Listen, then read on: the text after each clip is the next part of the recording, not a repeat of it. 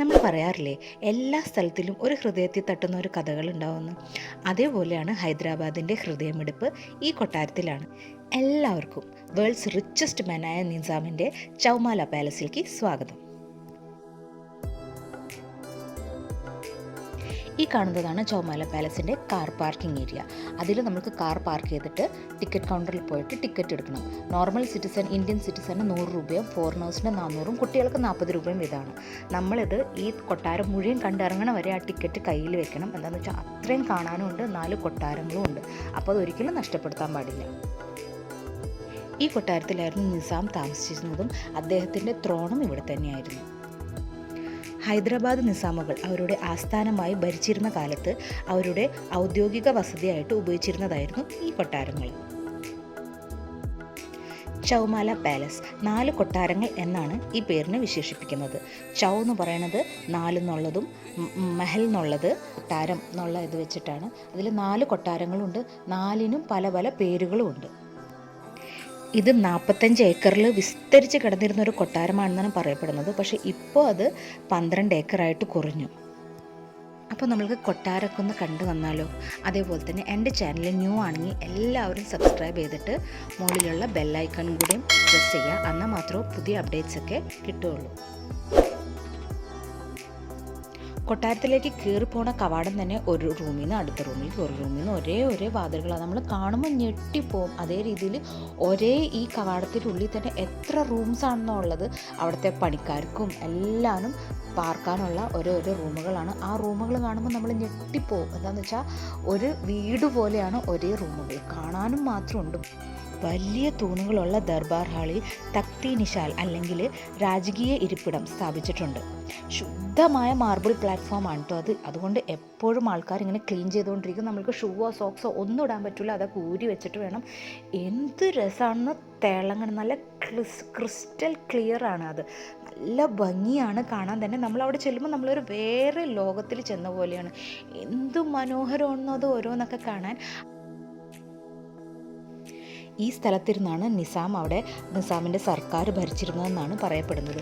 അദ്ദേഹം ഇവിടെയായിരുന്നു ഇരുന്ന് ശിഷ്ടാതിഥികളുടെയും മീറ്റിങ്സും ഒക്കെ നടത്തിയിരുന്നത് ഇവിടെയായിരുന്നു എന്നാണ് പറയണത്.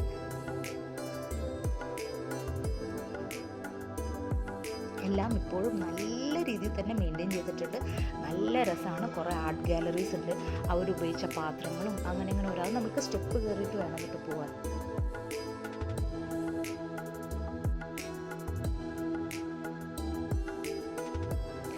എത്ര മനോഹരമായിട്ടാണോ ഇപ്പോഴും മെയിൻറ്റെയിൻ ചെയ്യുന്നത്. കുറേ ആർട്ട് ഗാലറീസ് ഉണ്ട്. സ്റ്റെപ്പ് കയറി പോയിട്ട് വേണം നമുക്ക് ഓരോ നിലകളിൽ കയറിയിട്ട് അവിടെ കയറുമ്പോൾ തന്നെ എന്തു നീറ്റ്നെസ് ആണെന്നോ, നല്ല ക്ലിയർ ആയിട്ട് എപ്പോഴും ആൾക്കാർ സ്റ്റാഫിനെ ക്ലീൻ ചെയ്തുകൊണ്ടിരിക്കുന്നുണ്ട്.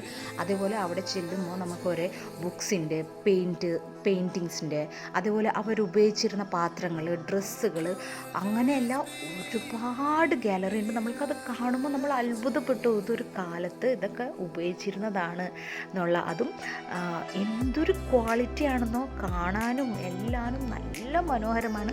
എല്ലാവരും നമ്മൾക്കൊന്ന് ഇങ്ങനെ കണ്ടിറങ്ങി വരാം. ഹൈദരാബാദിൽ വന്നിട്ട് ആദ്യം പോയ സ്ഥലങ്ങളുടെ വീഡിയോസ് ഞാൻ അപ്ലോഡ് ചെയ്തിട്ടുണ്ട്. മുകളിലുള്ള കാർഡ് പ്രസ് ചെയ്താൽ അത് കാണാൻ പറ്റും.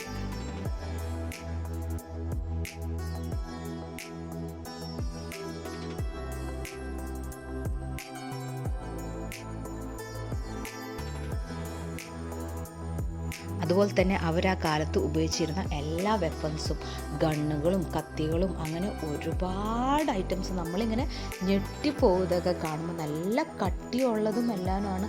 വാളുകളും ഒക്കെ കാണാൻ എന്താണെന്ന് അത് രാജകീയ പ്രൗഢി തന്നെയാണ് കേട്ടോ. അതേപോലെയാണ് ഓരോ കൊട്ടാരങ്ങൾ വരുന്നത്. നമുക്ക് അവിടെ പോയിട്ട് ഓരോന്നോരോന്ന് കണ്ടിറങ്ങി നമ്മൾക്ക് വരാം.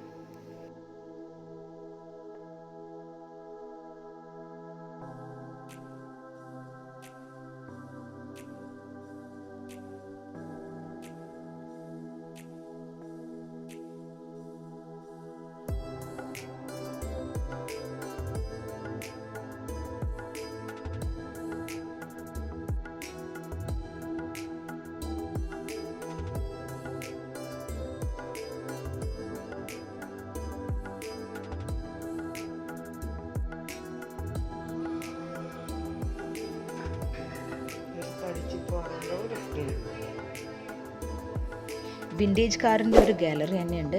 എൻ്റെ പൊന്ന്, കാറുകളൊക്കെ ഒന്ന് കാണണം. ഒരു 8 to 10 കാർസ് ഉണ്ടാവും. അന്ന് ആ കാലത്ത് ഇവർ നിസാംസ് ഉപയോഗിച്ചിരുന്ന കാറുകളാണ്. എന്തു ഭംഗിയാണെന്നോ വിൻറ്റേജ് കാറൊക്കെ ഇഷ്ടമുള്ളവർക്കൊക്കെ ഇവർ വന്ന് കണ്ടാൽ അത് ഭയങ്കര ഒരു എന്താ പറയുക, നമ്മളവിടെ നിന്ന് പോകും. അത്ര ഭംഗിയാണ്. ഇങ്ങനത്തെ കാറുകളൊക്കെ ഉപയോഗിച്ചിരുന്നതാണ് എന്ന് പറയുമ്പോൾ നമ്മൾക്ക് വല്ലാത്ത, ഇപ്പോഴത്തെ കാലത്തൊന്നും ഇങ്ങനെയൊന്നും ഇല്ലല്ലോ. അതൊക്കെ കാണുമ്പോൾ നമ്മൾ ശരിക്കും അത്ഭുതപ്പെട്ട് നോക്കിയെന്ന് പോകും. നമുക്കങ്ങനെ മൊത്തം കൊട്ടാരം കണ്ട് ഒന്ന് എക്സ്പ്ലോർ ചെയ്ത് വരാം.